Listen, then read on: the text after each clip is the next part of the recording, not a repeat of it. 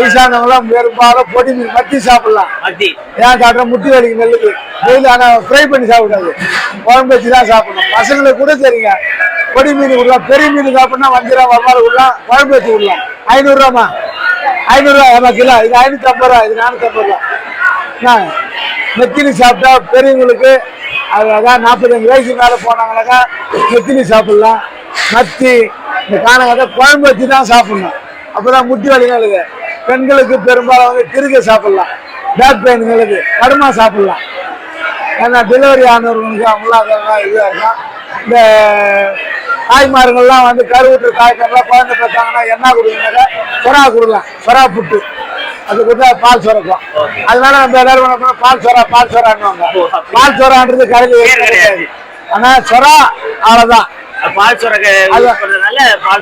தாய்மார்கள் சாப்பிட்டா பால் சுரக்கும், அதனால பால் சொரா அவ்வளோ. வேற ஒண்ணும் கிடையாது.